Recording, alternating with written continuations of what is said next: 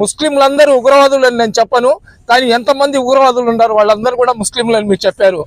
అయ్యా, ఒక ముఖ్యమంత్రి హోదాలో అందరినీ కలుపుకొని జీవించే ఈ దేశంలో పుట్టి మీరు ముస్లింల మీద విషం కక్కుతున్నారంటే ఇది పక్కా కట్టర్వాది హిందువులు ఎవరైతే ఆర్ఎస్ఎస్ వాళ్ళు ఉన్నారో, ఎవరైతే ఉత్తరప్రదేశ్లో ఉన్న యోగి ఆదిత్యనాథ్ కూడా చెప్పని మాటలు మీరు ఒక సెక్యులర్ ఆంధ్ర రాష్ట్రానికి ఉప ముఖ్యమంత్రి లాగా చెప్పినారంటే అసలు మీ మనస్తత్వం ఏంది, మీరు ఏందనేది కూడా ప్రజలు చర్చించుకునే పరిస్థితి వచ్చింది.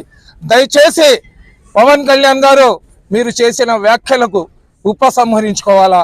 మీరు ఏదైతే ముస్లింల మీద అనుచిత వ్యాఖ్యలు చేసినారో దాన్ని మీరు కానీ ఉపసంహరించుకోకపోతే రేపు వచ్చే స్థానిక సంస్థల ఎన్నికల్లో మీ పార్టీ తరఫున ఒక్క వార్డ్ మెంబర్ కూడా గెలిచే పరిస్థితి ఉండదని చెప్పి కరాఖండిగా నేను చెప్తున్నా. మేమందరం కూడా భారతీయులం, మేమందరం కూడా మా ప్రాణం కన్నా ఎక్కువ ఈ దేశాన్ని ప్రేమిస్తాం. ఎవరైతే మతోన్మాదులు ఉన్నారో